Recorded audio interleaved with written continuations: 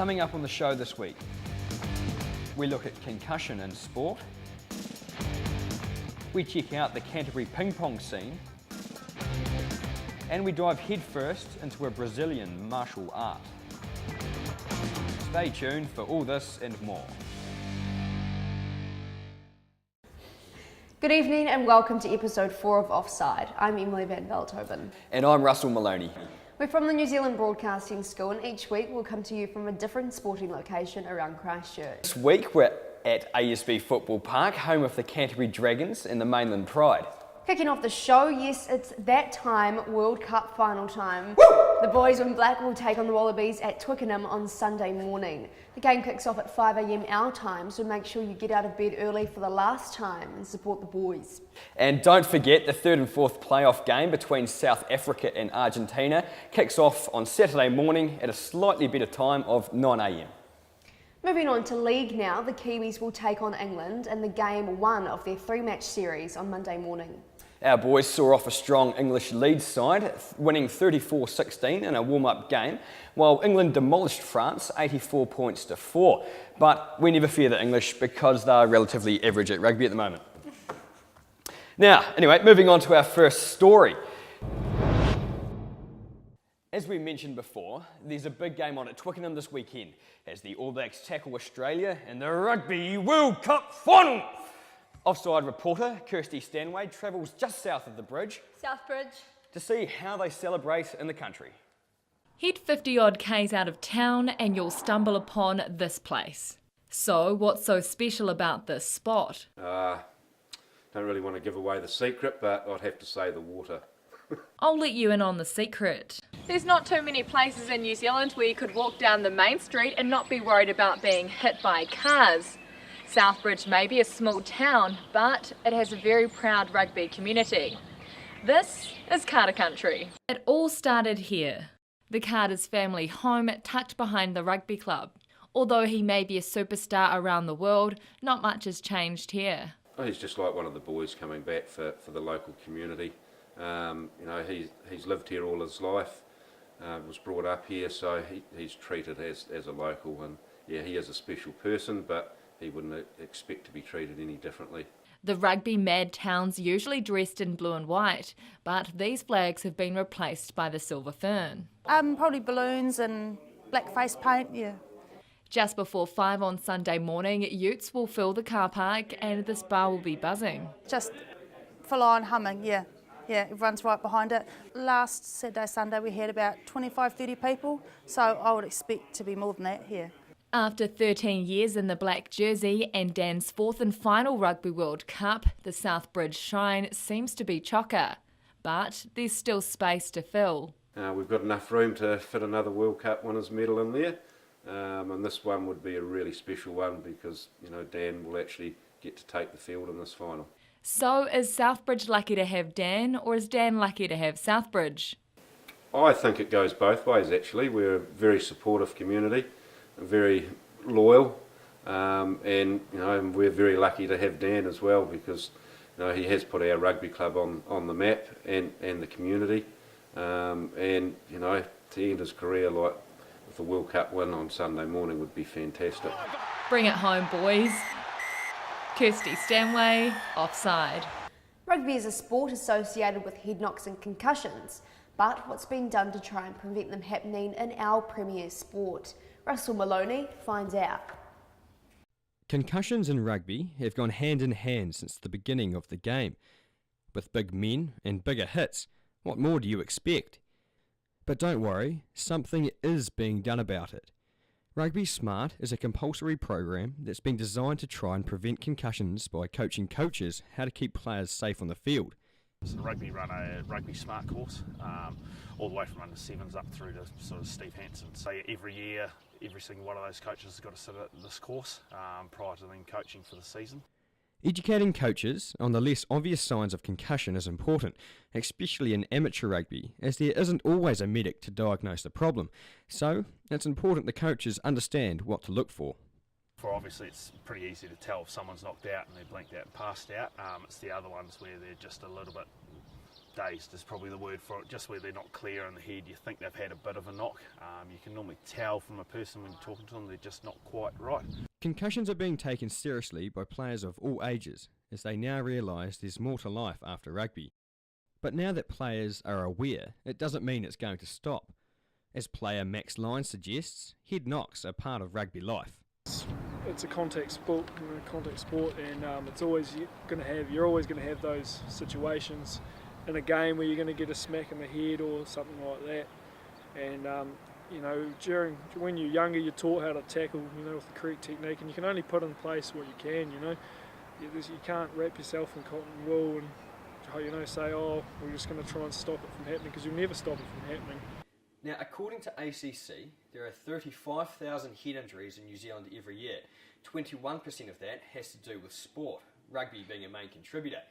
Now, I hear a few of you guys saying at home, surely headgear, stops a concussion. But I did a bit of research, and it's proven that headgear is only good for keeping your ears safe and keeping your hair tidy. Think about that at home. Russell Maloney, Offside. Right, well, hell of a story, that one. Emily, have you ever been concussed? Yes, I did a lot of show jumping back in the day, and I actually fell off jumping a metre 10 and just owned myself. Okay, yep, that's fairly obvious. Anyway, with the club football season ending, there was time for one last tournament over Labour weekend. Sam Pickering checked out the Lotto Under 19 tournament in Christchurch. Football, the beautiful game. This Under-19 tournament, hosted by Coastal Spirit Football Club, showcases some of the best footballing talent, mainly in the South Island. It's improved every year. Now we're seeing people that had played in our tournament a few years ago, they're now in our top teams. They're now going on to higher honours and playing in national leagues, and we're really proud that we are a part of giving them football opportunities to progress further in their career. The tournament has grown to become a popular calendar event. We've created a really great product, and it's represented by the 16 teams in the boys grade and the 12 teams in the girls grade that have continually come back here. Out of those 12 girls teams, the two to make the final were Kashmir Technical and FC 2011. And of those 16 boys teams, Southland Spirit also met FC 2011 in a battle for first place. In the girls' final, Kashmir Technical created the most chances to start off with, but midway through the second half they were surprised with a fine finish from FC 2011.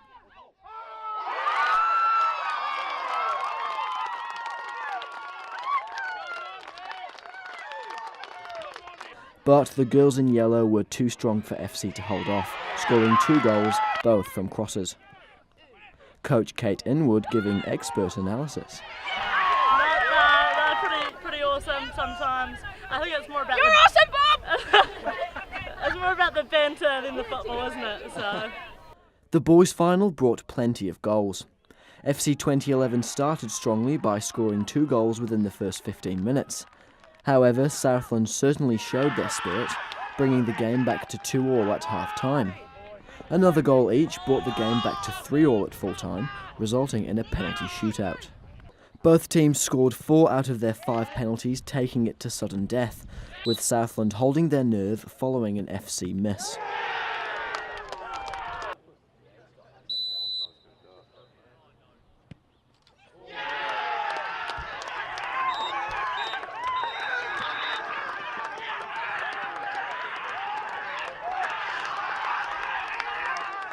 Yeah, I think one of the key things is when we were 2-0 down, the team, they keep playing, they keep pushing, and they keep believing that we could change the game. So upset for FC 2011 boys and girls, but that doesn't take away from a fine footballing tournament to end the club year. Sam Pickering, Offside. The Silver Ferns take on the Australian Diamonds in Perth tomorrow night, where they'll be hoping to win the full match series on goal percentage as Aussie lead 2-1. There's extra motivation for the Ferns after losing to the Diamonds by 3 points in the World Cup final earlier this year. And this is a last game with Waimarama Tomonu at the reins. She chose not to reapply for the position after the World Cup, and also a number of senior players are expected to step down following the series. Moving on, you've heard of Brangelina, and you've heard of Kim Ye, and you've just been introduced to Russley, Hollywood couples from the Hollywood world. But have you heard of Chris and Jenny Clark, an A-list couple of the croquet world? Reuben Mama went to meet them. It's not often that a good love story starts on the croquet greens, but this is the case with Chris and Jenny Clark. Well, we met at a croquet tournament. It might have been in California. I think she came up to me and she told me she'd placed a bet on me to win the tournament, possibly just after I'd lost the final.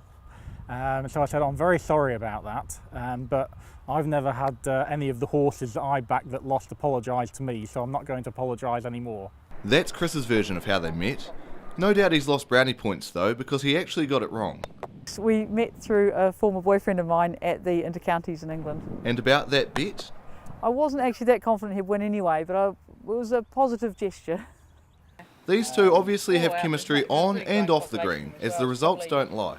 I've won 5 World Team Championships for Great Britain, and just recently won my first World Team Championship, having swapped, and I now represent New Zealand. So that's particularly special because I got to play in the same team as Jenny, my wife, and it's the first husband and wife to do that for 70, 80 years probably. Every shot counts, and when you're this good, you don't need much time to mel it all over. One of the really big things is I can compete equally with men. It's a very rare sport to combine physical skill, which all sports have, but this has mental skill as well. And I think there are very few sports which offer the opportunity to think 7, 8 shots ahead, even maybe up to 20 shots ahead in cases. Chris wants to see some of the juniors making every hoop a winner in the future. The youngsters, they give me the motivation, they've got the excitement, the enthusiasm. I've sort of achieved pretty much what I wanted to in the game for my own personal benefit, so now I really want to help them maximise their potential. I'm always keen to learn new skills, so gave this seemingly impossible trick shot a go. The laws of physics weren't on my side early on. Oh. But then. Yes! Yes! You know what they say?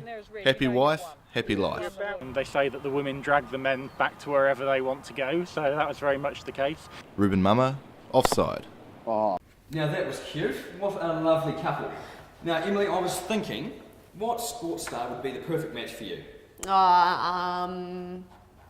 Ethan Mitchell, Blair Tuke, Tiger Woods, Lance Armstrong. Okay, look, we've only got 15 seconds for this piece, so we'll keep moving. It's not often you find a track cyclist tackling the rugged steeps of the Canterbury coast. Excuse me. But as Emily van Veldhoven finds out, one Canterbury cyclist is using the hilly terrain around Diamond Harbour to strengthen his chances of going to the 2016 Rio Olympics. It's not quite the terrain you would see a track cyclist ride on, but for this athlete, the Canterbury seaside provides good training ground. Hi, I'm Alex Graham and I'm this week's young gun for Offside. Alex's talent was discovered at high school. Just a sport between football, soccer in the summer, and then they just carried on with track. Joining the Pegasus Cycling Club at age 15, Alex went on to sign a professional contract once schooling was over. After 2 years spent racing in Germany, he's found his way back home to focus on a bigger goal. I'm up in Cambridge, riding with the national team, preparing for the World Champs in March and hopefully the Rio Games next year. I do the team pursuit, which is 4 guys racing over 4Ks, and we race just under 4 minutes, so it's pretty fast. Visits home don't include a rest. In fact, Alex says riding on Canterbury terrain is more effective for his training. I really like cycling out here in the serenity of Powerlifting, and riding on the road is the best form of training, in my opinion, for track, because usually if you ride track too much, you just get slower as a track. So, what does keep Alex's mind on the medal? The fact that it's become a job and I'm not in an office, because I'm pretty claustrophobic. Attaboy, Alex. Emily van Veldhoven, Offside. What do you know about Capoeira? Well, it's Brazilian and that's about it. Offside's Kirsty Stanway delves into the sport. It's Thursday night. We're down here at the White Elephant Trust building on Chum Street, and I'm about to go find out what Capoeira is all about. I'm not going to lie, the only thing I know about Capoeira is it's a Brazilian martial arts and they do cartwheels. So let's go find out what it's all about. I started off with the basics. What exactly is it? Capoeira is a Brazilian martial art dance art form from Brazil. So, what's it not? It's not purely a dance. It's not a complete self-defense system. It's not for physical fitness, although you'll certainly get that if you do it a lot. And it's actually not hard. On that note, I thought I would give it a try. Well, at least the warm-up. That wasn't too difficult. I might actually be able to do this. And just when I thought I was getting the hang of it, they started doing this. People tend to look at it and go, wow, that looks really cool, I could never do that. Well, at least one of them was honest with me. That's when I tapped out and left it to the experts. This is training, consisting of skills, drills, conditioning, and then a game. It's very different to other sports. When they think of sport, they think of competition, and it's not really a competitive thing. There is some competition in Capoeira, but it's kind of like competition in ballet. It's not really the focus or the point of it. To sum up the session, it is a lot harder than it looks. I started getting my sweat on a little bit, and I even got my cameraman involved, and he'll be one to back me up here. It takes a lot of balance and body control. Give it a go. They'll be down at Beat Street Cafe at 6 tomorrow night for a demonstration. Kirsty Stanway, Offside. Do you know what? What? Ruben always manages to find his way on camera. Like, seriously, even I was a bit embarrassed watching those moves, for God's sake. Yeah, that is true. Rubes, you best leave it to the pros and stick to journalism, mate. That's it, I'm out. Seriously, on camera again? Come on, mate, it was just a joke. Anyway, moving on. Table tennis isn't usually a sport you would associate with a strong following around these parts. But as reporter Emily van Veldhoven finds out, Christchurch has hundreds of them. Table tennis, a game for anyone with a bit of grunt in them. Ethan Lynn's been with Canterbury Table Tennis since 1993. Since 1930s we've been around, and we used to be in the old Chook foul house. It was our old stadium. This old seed house turned table tennis stadium sees a range of people armed with paddles giving the sport a go. Table tennis is such a multicultural sport. Like I've seen countless characters come down here and play before. Ethan spends 20 hours a week down here at the stadium coaching others to help his degree. I'm at university at the moment doing Bachelor of Sports Coaching in my third year, so I play a bit of tennis, a bit of beer pong as well. It is extremely physical. Like anyone who doesn't think this is physical, they don't know what they're in for. Was still a bit unsure whether he was talking about table tennis or beer pong. But anyway, who can play table tennis, that is? All ages. Table tennis there's no limit, age restrictions. We have as young as 3-year-olds that can hold a bat and hit a ball, and as old as 91. We think it's good for our mind and our body. Because we did hear once, didn't we, Michael, that people that play table tennis don't get Alzheimer's and other disease of the brain, because it keeps the brain active. So we're determined that that's not going to happen to us, so we come down regularly and play the game. So ditch the beer and pick up a paddle. It'll be good for you. Emily van Veldhoven, Offside. With the Rugby World Cup final this weekend, we delved deep into the Offside archives and found an interview Ruben Mumma did with a Kiwi who had the unique opportunity of taking on the All Blacks at the last World Cup. He spoke to Murray Williams.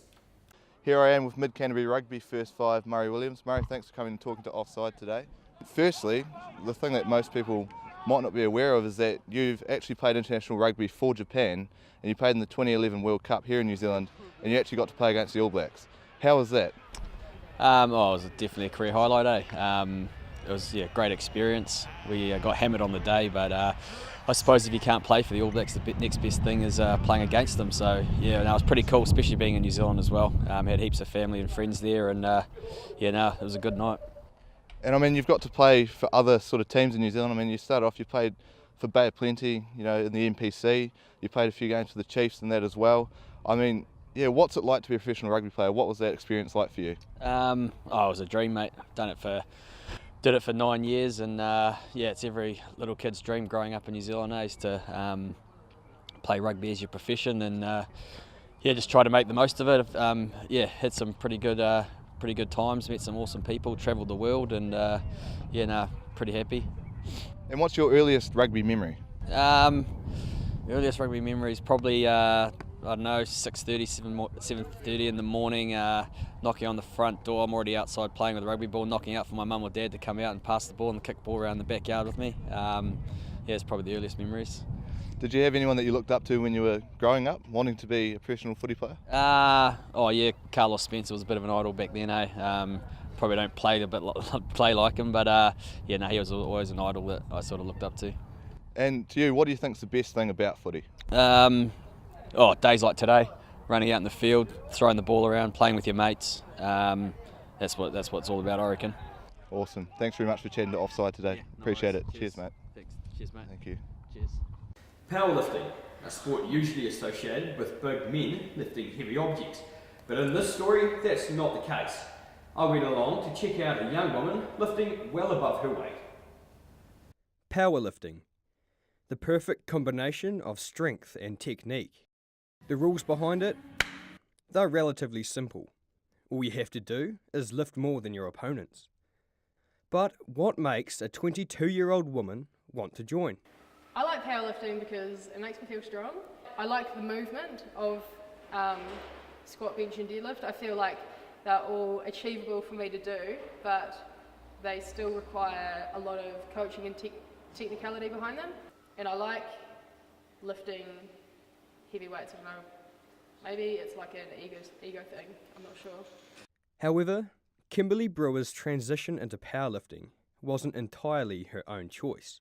You see, Kim is a former New Zealand snooker player, but when her most important assets started failing, she figured it was time to change sport. Last year I went to the World Snooker Champs in India, and I found my eyesight was getting worse. So when I got back, I went to the optometrist and we decided it was best for me to take a year off. That year has now become permanent as she focuses on her new sport of powerlifting.